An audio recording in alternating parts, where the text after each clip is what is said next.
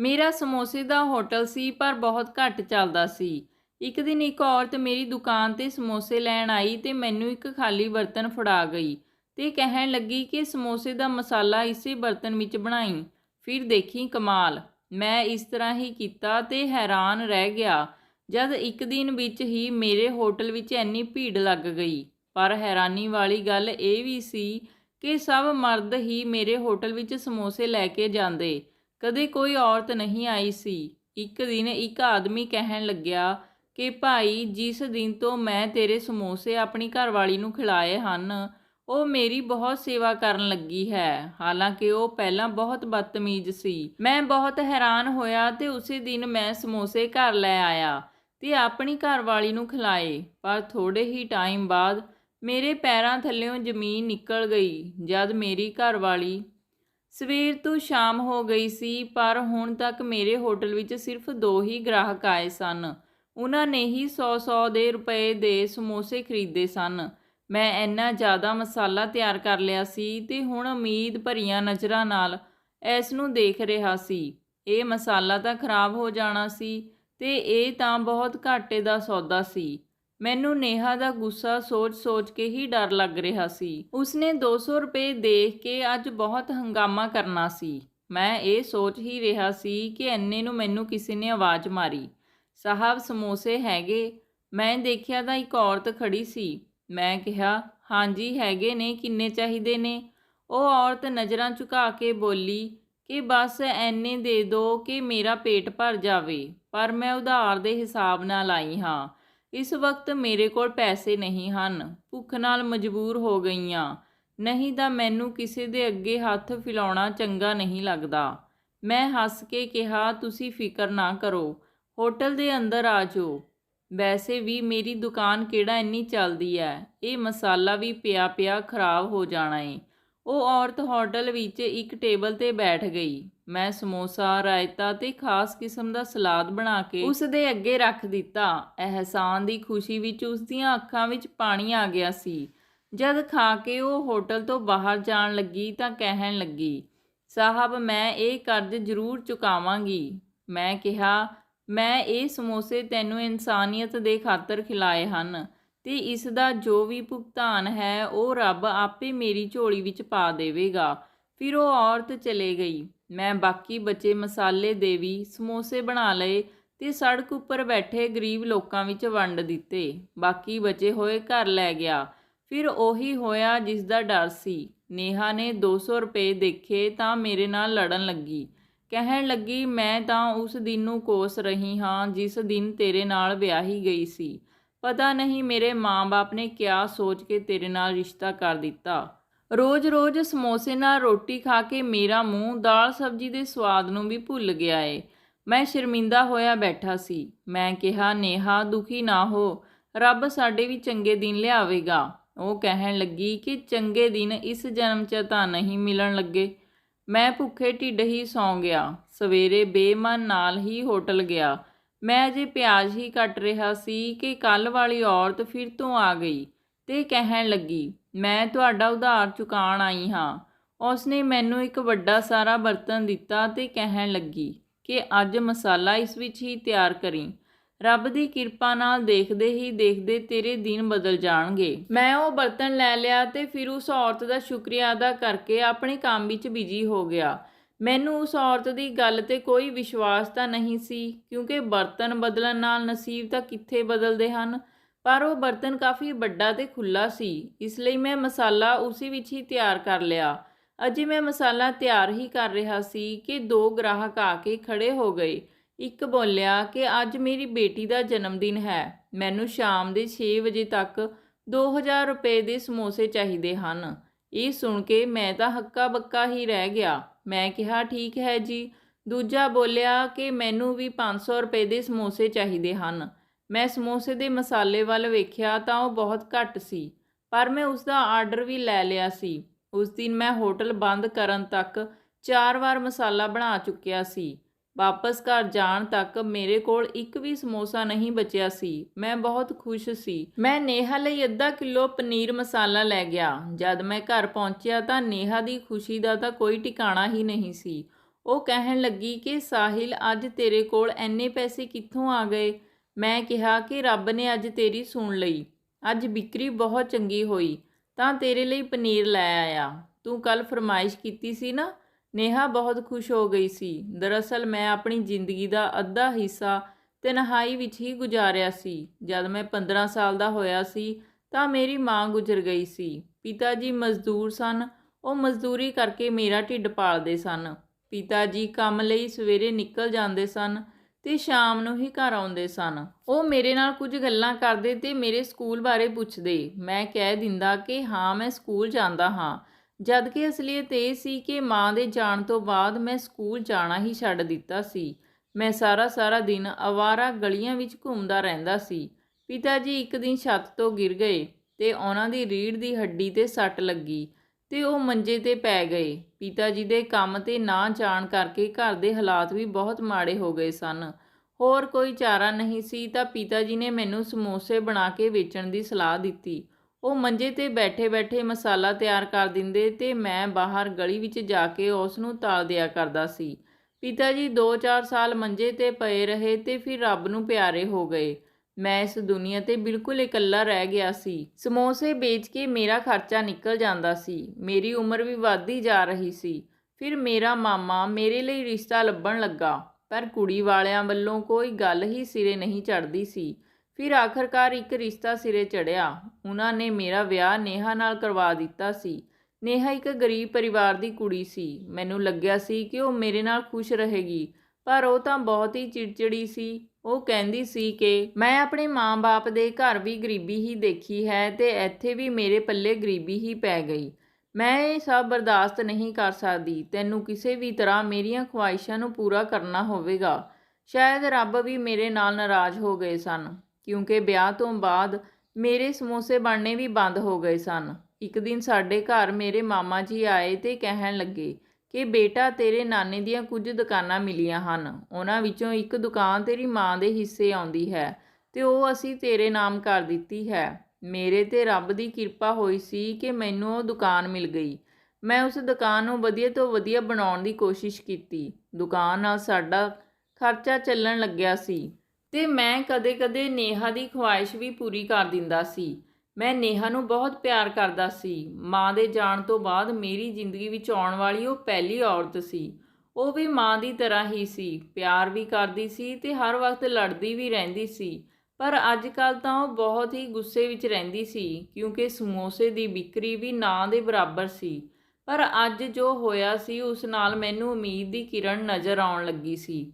ਸਾਰੀ ਰਾਤ ਮੈਂ ਸੋਹਣੇ ਦਿਨਾਂ ਦੇ ਸੁਪਨੇ ਦੇਖਦਾ ਰਿਹਾ। ਜੇ ਇਸੇ ਤਰ੍ਹਾਂ ਹੀ ਮੇਰੀ ਵਿਕਰੀ ਹੁੰਦੀ ਰਹੀ ਤਾਂ ਮੈਂ ਨੇਹਾ ਲਈ ਨਵੇਂ-ਨਵੇਂ ਕੱਪੜੇ ਖਰੀਦ ਸਕਾਂਗਾ। ਸਵੇਰੇ ਹੋਟਲ ਵਿੱਚ ਜਾ ਕੇ ਜਦੋਂ ਬੈਠਿਆ ਤਾਂ ਗ੍ਰਾਹਕਾਂ ਦੀ ਲਾਈਨ ਲੱਗ ਗਈ ਸੀ। ਸਾਰੇ ਮਰਦ ਹੀ ਸਨ। ਰੱਬ ਦੀ ਕਿਰਪਾ ਨਾਲ ਮੇਰੇ ਸਮੋਸੇ ਹੱਥੋਂ ਹੱਥ ਵਿਕਣ ਲੱਗੇ ਸਨ। ਮੇਰੇ ਗ੍ਰਾਹਕ ਸਮੋਸੇ ਦੇ ਨਾਲ-ਨਾਲ ਮੇਰੇ ਹੱਥਾਂ ਦੀ ਬਣੀ ਚਟਣੀ ਤੇ ਸਲਾਦ ਨੂੰ ਵੀ ਬਹੁਤ ਪਸੰਦ ਕਰ ਰਹੇ ਸਨ। ਸਾਡੇ ਦਿਨ ਬਦਲਣ ਲੱਗੇ ਸਨ। ਘਰ ਵਿੱਚ ਰਾਸ਼ਨ ਵੀ ਕਾਫੀ ਹੋ ਗਿਆ। ਨੇਹਾ ਲਈ ਨਵੇਂ-ਨਵੇਂ ਕੱਪੜੇ ਤੇ ਜੁੱਤੀਆਂ ਵੀ ਖਰੀਦਣ ਲੱਗਿਆ ਸੀ। ਇਸ ਲਈ ਸਾਡੇ ਘਰ ਤੋਂ ਹੁਣ ਲੜਾਈ ਝਗੜਾ ਵੀ ਖਤਮ ਹੋ ਗਿਆ ਸੀ। ਮੈਂ ਹੁਣ ਆਪਣਾ ਕੰਮ ਹੋਰ ਵਧਾ ਦਿੱਤਾ ਸੀ ਤੇ ਕੰਮ ਕਰਨ ਲਈ 2 ਜਣਿਆਂ ਨੂੰ ਵੀ ਰੱਖ ਲਿਆ ਸੀ। ਇੱਕ ਦਿਨ ਗ੍ਰਾਹਕਾਂ ਦੀ ਲਾਈਨ ਲੱਗੀ ਹੋਈ ਸੀ ਤੇ ਇੱਕ ਗ੍ਰਾਹਕ ਹੱਸ ਕੇ ਬੋਲਿਆ ਕਿ ਸਾਹਿਲ ਸਾਹਿਬ, ਜਦ ਤੋਂ ਤੁਹਾਡੇ ਸਮੋਸੇ ਘਰ ਲੈ ਕੇ ਜਾਣ ਲੱਗਿਆ ਹਾਂ, ਮੇਰੀ ਘਰਵਾਲੀ ਨੇ ਮੇਰੇ ਨਾਲ ਲੜਨਾ ਝਗੜਨਾ ਛੱਡ ਦਿੱਤਾ ਹੈ।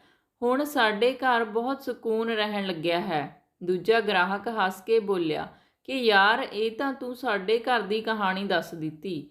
ਗੱਲ ਤੋਂ ਗੱਲ ਨਿਕਲਦੀ ਰਹੀ ਤੇ ਲਗਭਗ ਸਾਰੇ ਗ੍ਰਾਹਕਾਂ ਨੇ ਇਹ ਗੱਲ ਮੰਨ ਲਈ ਸੀ ਤੇ ਹੁਣ ਇਹ ਗੱਲ ਬਹੁਤ ਮਸ਼ਹੂਰ ਹੋਣ ਲੱਗੀ ਸੀ ਤੇ ਦੂਰ-ਦੂਰ ਤੋਂ ਲੋਕ ਮੇਰੇ ਸਮੋਸੇ ਇਸ ਲਈ ਲੈਣ ਆਉਂਦੇ ਸਨ ਕਿ ਉਹਨਾਂ ਦੇ ਘਰ ਦੇ ਲੜਾਈ ਝਗੜੇ ਖਤਮ ਹੋ ਜਾਣ। ਮੈਂ ਇਹ ਗੱਲ ਨੇਹਾ ਨੂੰ ਦੱਸੀ ਤਾਂ ਉਹ ਕਹਿਣ ਲੱਗੀ ਕਿ ਤੁਹਾਡੇ ਸਮੋਸੇ ਨਾ ਹੋ ਕੇ ਇਹ ਤਾਂ ਕੋਈ ਤਾਵੀਜ਼ ਹੋ ਗਿਆ।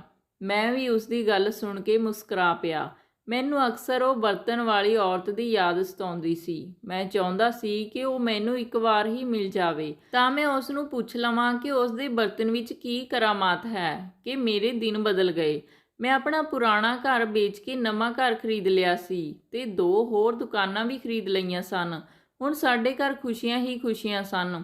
ਇੱਕ ਦਿਨ ਮੇਰੀ ਘਰਵਾਲੀ ਕਹਿਣ ਲੱਗੀ ਕਿ ਸਾਹਿਲ, ਮੈਂ ਵੀ ਤੁਹਾਡੇ ਹੋਟਲ ਦੇ ਸਮੋਸੇ ਖਾਣੇ ਆ। ਮੈਂ ਹੱਸ ਕੇ ਕਿਹਾ, ਤੈਨੂੰ ਤਾਂ ਮੇਰੇ ਸਮੋਸੇ ਪਸੰਦ ਨਹੀਂ ਸਨ, ਤੂੰ ਤਾਂ ਤੰਗ ਆ ਗਈ ਸੀ ਨਾ, ਹਰ ਵਕਤ ਮੈਨੂੰ ਗੱਲਾਂ ਸੁਣਾਉਂਦੀ ਹੁੰਦੀ ਸੀ।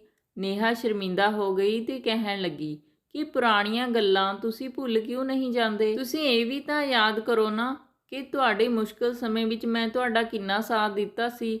ਤੁਸੀਂ ਇਹੋ ਜਿਹੀਆਂ ਗੱਲਾਂ ਕਰਕੇ ਮੇਰਾ ਦਿਲ ਨਾ ਦੁਖਾਓ। ਮੈਂ ਕਿਹਾ, ਤੂੰ ਸ਼ਰਮਿੰਦਾ ਨਾ ਹੋ, ਮੈਂ ਤਾਂ ਮਜ਼ਾਕ ਕਰ ਰਿਹਾ ਸੀ।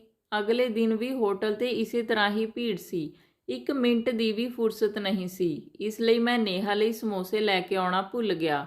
ਉਹ ਮੇਰੇ ਨਾਲ ਨਾਰਾਜ਼ ਹੋ ਗਈ ਤੇ ਕਹਿਣ ਲੱਗੀ ਕਿ ਤੁਸੀਂ ਜਾਣਬੁੱਝ ਕੇ ਮੇਰੇ ਲਈ ਸਮੋਸੇ ਨਹੀਂ ਲੈ ਕੇ ਆਏ। ਉਹ ਮੇਰੇ ਨਾਲ ਲੜਨ ਲੱਗੀ। ਮੈਂ ਸਿਰ ਫੜ ਕੇ ਬੈਠ ਗਿਆ ਕਿ ਪਤਾ ਨਹੀਂ ਨੇਹਾ ਦੀ ਲੜਨ ਦੀ ਆਦਤ ਕਦ ਤੱਕ ਖਤਮ ਹੋਵੇਗੀ। ਫਿਰ ਮੈਂ ਸੋਚਿਆ ਕਿ ਮੈਂ ਆਪਣੇ ਹੋਟਲ ਦੇ ਸਮੋਸੇ ਆਪਣੀ ਘਰਵਾਲੀ ਨੂੰ ਵੀ ਖਿਲਾਵਾਂਗਾ। ਕੀ ਪਤਾ ਹੋਰਾਂ ਦੀਆਂ ਘਰਵਾਲੀਆਂ ਵਾਂਗ ਇਹ ਵੀ ਲੜਨਾ ਛੱਡ ਦੇਵੇ। ਅਗਲੇ ਦਿਨ ਯਾਦ ਨਾਲ ਮੈਂ ਨੇਹਾ ਲਈ ਸਮੋਸੇ ਲੈ ਕੇ ਆਇਆ ਸੀ। ਉਸਨੇ ਸਾਰੇ ਸਮੋਸੇ ਖਾ ਲਏ। ਅਜੇ 10 ਮਿੰਟ ਵੀ ਨਹੀਂ ਹੋਏ ਸੀ ਕਿ ਇਹ ਦੇਖ ਕੇ ਮੇਰੇ ਪੈਰਾਂ ਥੱਲਿਓਂ ਜ਼ਮੀਨ ਨਿਕਲ ਗਈ ਕਿ ਨੇਹਾ ਜ਼ਮੀਨ ਪਰ ਪਈ ਚਿਲਾ ਰਹੀ ਸੀ ਤੇ ਕਹਿਣ ਲੱਗੀ ਕਿ ਮੇਰੇ ਪੇਟ ਵਿੱਚ ਬਹੁਤ ਤੇਜ਼ ਦਰਦ ਹੋ ਰਿਹਾ ਹੈ, ਜਲਦੀ ਨਾਲ ਮੈਨੂੰ ਹਸਪਤਾਲ ਲੈ ਕੇ ਚੱਲੋ। ਮੈਂ ਜਲਦੀ ਨਾਲ ਆਪਣੀ ਗੱਡੀ ਕੱਢੀ, ਜਿਹੜੀ ਕਿ ਮੈਂ ਪਿਛਲੇ ਮਹੀਨੇ ਹੀ ਲਈ ਸੀ, ਤੇ ਆਪਣੀ ਘਰਵਾਲੀ ਨੂੰ ਹਸਪਤਾਲ ਲੈ ਗਿਆ ਤੇ ਡਾਕਟਰ ਨੇ ਚੈੱਕਅਪ ਕਰਕੇ ਮੈਨੂੰ ਆਪਣੇ ਰੂਮ ਵਿੱਚ ਬੁਲਾਇਆ ਤੇ ਕਿਹਾ ਕਿ ਮੇਰੀ ਗੱਲ ਧਿਆਨ ਨਾਲ ਸੁਣੋ। ਤੁਹਾਡੀ ਘਰਵਾਲੀ ਦੇ ਪੇਟ ਵਿੱਚ ਕੁਝ ਮਹੀਨੇ ਪਹਿਲਾਂ ਅਲਸਰ ਬਣਿਆ ਸੀ, ਜਿਸ ਨੂੰ ਸ਼ਾਇਦ ਉਹਨਾਂ ਨੇ ਨਜ਼ਰਅੰਦਾਜ਼ ਕਰ ਦਿੱਤਾ। ਕਦੇ-ਕਦੇ ਕੋਈ ਦਰਦ ਦੀ ਗੋਲੀ ਖਾਈ ਤੇ ਬਸ ਉਸ ਅਲਸਰ ਨੇ ਬਿਗੜਦੇ ਕੈਂਸਰ ਦਾ ਰੂਪ ਲੈ ਲਿਆ ਹੈ ਤੇ ਹੁਣ ਇਹ ਕੈਂਸਰ ਆਖਰੀ ਸਟੇਜ ਤੇ ਪਹੁੰਚ ਗਿਆ ਹੈ। ਉਹ ਤਾਂ ਸ਼ੁਕਰ ਹੈ ਕਿ ਅੱਜ ਉਹਨਾਂ ਦੇ ਪੇਟ ਵਿੱਚ ਦਰਦ ਹੋਇਆ ਅਤੇ ਤੁਸੀਂ ਉਸ ਨੂੰ ਹਸਪਤਾਲ ਲੈ ਆਏ। ਤੁਹਾਨੂੰ ਉਹਨਾਂ ਦਾ ਪੂਰਾ ਖਿਆਲ ਰੱਖਣਾ ਹੋਵੇਗਾ ਤੇ ਦਵਾਈਆਂ ਟਾਈਮ ਤੇ ਦੇ ਦਿਓ। ਮੇਰੀ ਰਿਪੋਰਟ ਦੇ ਮੁਤਾਬਕ ਉਸ ਕੋਲ ਬਹੁਤ ਹੀ ਘੱਟ ਸਮਾਂ ਬਚਿਆ ਹੈ। ਕੋਸ਼ਿਸ਼ ਕਰਿਓ ਕਿ ਉਸ ਨੂੰ ਇਹ ਨਾ ਦੱਸਿਓ, ਨਹੀਂ ਤਾਂ ਉਹ ਵਕਤ ਤੋਂ ਪਹਿਲਾਂ ਹੀ ਚਲੇ ਜਾਵੇਗੀ। ਮੈਂ ਡਾਕਟਰ ਦੀਆਂ ਗੱਲਾਂ ਸੁਣ ਕੇ ਸੁੰਨ ਹੋ ਗਿਆ ਸੀ ਤੇ ਨੇਹਾ ਨੂੰ ਘਰ ਲੈ ਆਇਆ। ਉਸ ਦੀ ਬਹੁਤ ਸੇਵਾ ਕਰਨ ਲੱਗਿਆ ਸੀ ਤੇ ਹੋਟਲ ਕਰਮਚਾਰੀਆਂ ਤੇ ਛੱਡ ਦਿੱਤਾ ਸੀ। ਮੈਂ ਜ਼ਿਆਦਾ ਤੋਂ ਜ਼ਿਆਦਾ ਸਮਾਂ ਆਪਣੀ ਘਰਵਾਲੀ ਕੋਲ ਰਹਿੰਦਾ ਤੇ ਉਸ ਦਾ ਖਿਆਲ ਰੱਖਦਾ। ਉਹ ਹੈਰਾਨ ਹੁੰਦੀ ਤੇ ਹੱਸ ਕੇ ਕਹਿੰਦੀ ਕਿ ਮੇਰੇ ਛੋਟੇ ਜਿਹੇ ਦਰਦ ਨੇ ਤੁਹਾਨੂੰ ਕਿੰਨਾ ਬਦਲ ਦਿੱਤਾ ਹੈ। ਮੈਂ ਉਸ ਨੂੰ ਪੁੱਛਿਆ ਕਿ ਨੇਹਾ, ਤੇਰੇ ਪੇਟ ਵਿੱਚ ਪਹਿਲਾਂ ਵੀ ਕਦੇ ਦਰਦ ਹੋਇਆ ਸੀ? ਉਹ ਮੁਸਕਰਾਈ ਤੇ ਕਹਿਣ ਲੱਗੀ ਕਿ ਹਰ ਵਕਤ ਹੀ ਰਹਿੰਦਾ ਸੀ, ਪਰ ਮੈਂ ਕਦੇ ਧਿਆਨ ਨਹੀਂ ਦਿੱਤਾ। ਪਹਿਲਾਂ ਮਾਂ-ਬਾਪ ਗਰੀਬ ਸੀ ਤੇ ਫਿਰ ਤੁਹਾਡੇ ਵੀ ਹਾਲਾਤ ਚੰਗੇ ਨਹੀਂ ਸਨ। ਗਰੀਬ ਬੰਦਾ ਤਾਂ ਬਿਮਾਰ ਵੀ ਸੋਚ ਸਮਝ ਕੇ ਹੀ ਹੁੰਦਾ ਹੈ। ਹੁਣ ਸਾਡੇ ਹਾਲਤ ਠੀਕ ਹੋ ਗਏ ਹਨ। ਦੇਖਿਓ, ਹੁਣ ਮੈਂ ਵੀ ਜਲਦੀ ਹੀ ਠੀਕ ਹੋ ਜਾਵਾਂਗੀ। ਮੈਂ ਨੇਹਾ ਨੂੰ ਉਸਦੀ ਬਿਮਾਰੀ ਬਾਰੇ ਨਹੀਂ ਦੱਸਿਆ ਸੀ। ਉਹ ਰਾਤ-ਰਾਤ ਭਰ ਦਰਦ ਨਾਲ ਤੜਫਦੀ ਰਹਿੰਦੀ। ਇੱਕ ਦਿਨ ਨੇਹਾ ਨੇ ਮੇਰੇ ਹੱਥਾਂ ਵਿੱਚ ਹੀ ਦਮ ਤੋੜ ਦਿੱਤਾ। ਮੇਰਾ ਰੋ-ਰੋ ਕੇ ਬੁਰਾ ਹਾਲ ਸੀ। ਮੇਰੇ ਮਜਬੂਰ ਹਾਲਾਤਾਂ ਦੀ ਸਾਥੀ ਮੇਰੇ ਚੰਗੇ ਵਕਤ ਵਿੱਚ ਮੇਰਾ ਸਾਥ ਛੱਡ ਕੇ ਜਾ ਚੁੱਕੀ ਸੀ। ਮੈਂ ਦੁਨੀਆ ਭਰ ਨਾਲ ਰਿਸ਼ਤਾ ਤੋੜ ਦਿੱਤਾ ਸੀ। ਮੈਂ ਗੁੰਮਸੁੰਮ ਰਹਿਣ ਲੱਗਿਆ ਸੀ, ਹਰ ਵਕਤ ਮਾਯੂਸ ਰਹਿੰਦਾ ਸੀ। ਫਿਰ ਮੈਂ ਆਪਣਾ ਦਿਲ ਬਹਿਲਾਉਣ ਲਈ ਹੋਟਲ ਜਾਣਾ ਸ਼ੁਰੂ ਕਰ ਦਿੱਤਾ। ਮੇਰੇ ਕੰਮ ਕਰਨ ਵਾਲੇ ਮੇਰੀ ਹਦਾਇਤ ਦੇ ਅਨੁਸਾਰ ਉਸੇ ਬਰਤਨ ਵਿੱਚ ਮਸਾਲਾ ਤਿਆਰ ਕਰਦੇ ਸੀ ਤੇ ਮੇਰੇ ਹੋਟਲ ਦੀ ਤੇ ਦੁਕਾਨਾਂ ਦੀ ਤਰੱਕੀ ਹੋ ਰਹੀ ਸੀ। ਮੈਨੂੰ ਉਸ ਔਰਤ ਦਾ ਖਿਆਲ ਆਇਆ ਕਿ ਪਤਾ ਨਹੀਂ ਉਹ ਕਿੱਥੋਂ ਆਈ ਸੀ ਤੇ ਕਿੱਥੇ ਖੋ ਗਈ ਸੀ। ਇਸ ਗੱਲ ਨੂੰ ਵੀ 1 ਸਾਲ ਹੋ ਗਿਆ ਸੀ। ਮੈਂ ਆਪਣੇ ਖਿਆਲਾਂ ਵਿੱਚ ਗੁੰਮਸੁੰਮ ਬੈਠਾ ਹੋਇਆ ਸੀ ਕਿ ਮੇਰੇ ਕੰਨਾਂ ਵਿੱਚ ਇੱਕ ਆਵਾਜ਼ ਆਈ। ਇੱਕ ਔਰਤ ਬੋਲੀ, ਸਾਹਿਲ ਸਾਹਿਬ। ਮੈਂ ਨਜ਼ਰਾਂ ਉਠਾ ਕੇ ਦੇਖਿਆ ਤਾਂ ਸਾਹਮਣੇ ਉਹੀ ਔਰਤ ਖੜੀ ਸੀ ਜਿਹੜੀ ਸਾਲ ਪਹਿਲਾਂ ਮੈਨੂੰ ਬਰਤਨ ਦੇ ਕੇ ਗਈ ਸੀ। ਮੈਂ ਜਲਦੀ ਨਾਲ ਉੱਠਿਆ ਤੇ ਕਿਹਾ ਕਿ ਮੈਂ ਤੁਹਾਡੇ ਬਾਰੇ ਹੀ ਸੋਚ ਰਿਹਾ ਸੀ। ਆਓ ਆਓ। ਮੈਂ ਉਹਨਾਂ ਨੂੰ ਇੱਕ ਅਲੱਗ ਟੇਬਲ 'ਤੇ ਬਿਠਾ ਦਿੱਤਾ ਸੀ ਤੇ ਮੈਂ ਉਹਨਾਂ ਦੀ ਇਜਾਜ਼ਤ ਲੈ ਕੇ ਉਹਨਾਂ ਕੋਲ ਬੈਠ ਗਿਆ ਤੇ ਪੁੱਛਿਆ ਕਿ ਤੁਸੀਂ ਕੌਣ ਹੋ? ਤੁਸੀਂ ਮੈਨੂੰ ਜਿਹੜਾ ਬਰਤਨ ਦਿੱਤਾ ਸੀ ਉਸ ਵਿੱਚ ਅਜਿਹਾ ਕੀ ਸੀ ਕਿ ਉਸ ਨੇ ਮੇਰੇ ਦਿਨ ਹੀ ਬਦਲ ਕੇ ਰੱਖ ਦਿੱਤੇ? ਉਹ ਕਹਿਣ ਲੱਗੀ ਕਿ ਮੇਰਾ ਨਾਮ ਦਿਸ਼ਾ ਹੈ। ਮੈਂ ਇੱਕ ਚੰਗੇ ਵਿਚਾਰਾਂ ਵਾਲੇ ਘਰ ਵਿੱਚ ਪੈਦਾ ਹੋਈ ਸੀ। ਮੇਰੀ ਲਵ ਮੈਰਿਜ ਹੋਈ ਸੀ। ਮੇਰੇ 2 ਬੇਟੇ ਵੀ ਸਨ। ਮੇਰਾ ਪਤੀ ਨਾਸਤਕ ਸੀ, ਪਰ ਉਹ ਚੰਗਾ ਕਮਾਉਂਦਾ ਸੀ। ਉਹ ਮੈਨੂੰ ਬਹੁਤ ਪਿਆਰ ਕਰਦਾ ਸੀ। ਸਾਡੀ ਦੋਨਾਂ ਦੀ ਜੋੜੀ ਇੱਕ ਮਿਸਾਲ ਸੀ। ਫਿਰ ਮੇਰੇ ਪਤੀ ਦਾ ਟਰਾਂਸਫਰ ਹੋ ਗਿਆ। ਮੈਂ ਵੀ ਉਹਨਾਂ ਨਾਲ ਹੀ ਚਲੇ ਗਈ ਸੀ। ਉੱਥੇ ਮੇਰੀ ਦੋਸਤੀ ਇੱਕ ਆਰਤੀ ਨਾਮ ਦੀ ਕੁੜੀ ਨਾਲ ਹੋ ਗਈ ਸੀ। ਉਹ ਬਹੁਤ ਹੀ ਸ਼ਾਂਤ ਸੁਭਾਅ ਦੀ ਲੜਕੀ ਸੀ। ਉਹ ਹਰ ਵਕਤ ਮੁਸਕਰਾਉਂਦੀ ਰਹਿੰਦੀ ਸੀ। ਉਸ ਦੇ ਸ਼ਾਂਤ ਸੁਭਾਅ ਵਿੱਚ ਇੱਕ ਠਹਿਰਿਆ ਹੋਇਆ ਸਕੂਨ ਸੀ, ਜਦਕਿ ਮੇਰੇ ਅੰਦਰ ਲਹਿਰਾਂ ਦਾ ਭਰਿਆ ਹੋਇਆ ਤੂਫਾਨ ਸੀ। ਮੈਂ ਉਸ ਨੂੰ ਪੁੱਛਦੀ ਕਿ ਤੂੰ ਇੰਨੀ ਸ਼ਾਂਤ ਕਿਵੇਂ ਰਹਿੰਦੀ ਆ। ਉਹ ਮੈਨੂੰ ਕਹਿੰਦੀ ਕਿ ਆਪਣੇ ਇਰਦ ਗਿਰਦ ਇਹ ਲੋਕ, ਜ਼ਮੀਨ, ਆਸਮਾਨ, ਹਵਾ, ਪਾਣੀ, ਵਕਤ, ਲਮਹੇ ਸਭ ਭਗਵਾਨ ਦੇ ਹੱਥ ਵਿੱਚ ਹਨ। ਤੇ ਸਭ ਤੋਂ ਜ਼ਿਆਦਾ ਸਕੂਨ ਦੀ ਗੱਲ ਪਤਾ ਹੈ ਕੀ ਹੈ? ਕਿ ਭਗਵਾਨ ਸਾਡੀ ਰੱਖਿਆ ਵੀ ਕਰਦੇ ਹਨ। ਪਿਆਰ ਵਿੱਚ ਤਾਂ ਆਪਣੀ ਇੱਕ ਚੀਜ਼ ਦੂਸਰੇ ਦੀ ਹੁੰਦੀ ਹੈ ਨਾ। ਮੈਂ ਵੀ ਆਪਣਾ ਸਭ ਕੁਝ ਭਗਵਾਨ ਨੂੰ ਹੀ ਸੌਂਪ ਦਿੱਤਾ ਹੈ। ਉਸ ਦੀ ਮਰਜ਼ੀ ਹੈ ਉਹ ਮੈਨੂੰ ਕੁਝ ਦੇਵੇ ਜਾਂ ਨਾ ਦੇਵੇ। ਮੈਂ ਤਾਂ ਹਰ ਮੁਸ਼ਕਿਲ ਘੜੀ ਵਿੱਚ ਇਹੀ ਕਹਿੰਦੀ ਹਾਂ ਕਿ ਭਗਵਾਨ ਮਾਲਕ ਹੈ। ਇਹ ਸ਼ਬਦ ਮੇਰੇ ਦਿਲ ਵਿੱਚ ਹੌਸਲਾ ਭਰ ਦਿੰਦੇ ਹਨ। ਉਸ ਦੇ ਬੋਲਣ ਵਿੱਚ ਜਾਦੂ ਸੀ। ਉਸ ਨੇ ਮੇਰਾ ਦਿਲ ਬਦਲ ਕੇ ਰੱਖ ਦਿੱਤਾ। ਮੈਨੂੰ ਵੀ ਜਦ ਕੋਈ ਪਰੇਸ਼ਾਨੀ ਆਉਂਦੀ ਤਾਂ ਮੈਂ ਕਹਿੰਦੀ ਕਿ ਭਗਵਾਨ ਮਾਲਕ ਹੈ। ਇਹਨਾਂ ਸ਼ਬਦਾਂ ਨੇ ਮੈਨੂੰ ਰੱਬ ਦੇ ਹੋਰ ਨੇੜੇ ਕਰ ਦਿੱਤਾ ਸੀ ਤੇ ਮੈਂ ਭਗਵਾਨ ਦੀ ਪੂਜਾ ਅਰਚਨਾ ਵਿੱਚ ਹੀ ਲੱਗੀ ਰਹਿੰਦੀ ਸੀ। ਮੈਂ ਆਸਤਕ ਬਣ ਗਈ ਸੀ। ਆਸਤਕ ਬਣਨ ਦਾ ਰਸਤਾ ਬਹੁਤ ਕਠਿਨ ਸੀ। ਮੇਰੇ ਪਤੀ ਨੂੰ ਜਦੋਂ ਇਹ ਪਤਾ ਲੱਗਿਆ ਤਾਂ ਉਸ ਨੇ ਮੈਨੂੰ ਕੜੀ ਸਜ਼ਾ ਦਿੱਤੀ। ਉਹ ਮੇਰੇ ਨਾਲ ਨਫ਼ਰਤ ਕਰਨ ਲੱਗਿਆ ਸੀ। ਉਸ ਨੇ ਮੈਨੂੰ ਕਈ ਵਾਰ ਕਿਹਾ ਕਿ ਭਗਵਾਨ ਦੀ ਪੂਜਾ ਕਰਨੀ ਛੱਡ ਦੇ, ਨਹੀਂ ਤਾਂ ਮੈਂ ਤੈਨੂੰ ਤਲਾਕ ਦੇ ਦੇਵਾਂਗਾ। ਮੈਂ ਕਿਹਾ ਦੇ ਦਿਓ ਤਲਾਕ, ਪਰ ਮੈਂ ਭਗਵਾਨ ਦੀ ਪੂਜਾ ਕਰਨੀ ਨਹੀਂ ਛੱਡਣੀ। ਮੇਰੇ ਪਤੀ ਨੇ ਮੈਨੂੰ ਤਲਾਕ ਦੇ ਦਿੱਤਾ ਤੇ ਘਰੋਂ ਕੱਢ ਦਿੱਤਾ। ਮੇਰੇ ਬੱਚੇ ਵੀ ਮੈਥੋਂ ਖੋਹ ਲਏ। ਮੈਂ ਦਰ-ਦਰ ਦੀਆਂ ਠੋਕਰਾਂ ਖਾਣ ਲੱਗੀ ਸੀ। ਇੱਕ ਦਿਨ ਮੈਂ ਤੁਹਾਡੀ ਦੁਕਾਨ 'ਤੇ ਆ ਗਈ ਸੀ। ਉਸ ਦਿਨ ਮੈਂ 3 ਦਿਨਾਂ ਤੋਂ ਭੁੱਖੀ ਸੀ। ਤੁਸੀਂ ਮੈਨੂੰ ਸਮੋਸੇ ਦਿੱਤੇ ਤਾਂ ਮੇਰੀ ਜਾਨ ਵਿੱਚ ਜਾਨ ਆ ਗਈ। ਉਸ ਤੋਂ ਬਾਅਦ ਮੈਂ ਮੰਦਿਰ ਵਿੱਚ ਚਲੇ ਗਈ ਸੀ। ਉੱਥੇ ਜਾ ਕੇ ਮੈਂ ਤੁਹਾਡੀ ਨੇਕੀ ਦੇ ਲਈ ਦੁਆ ਵੀ ਮੰਗੀ।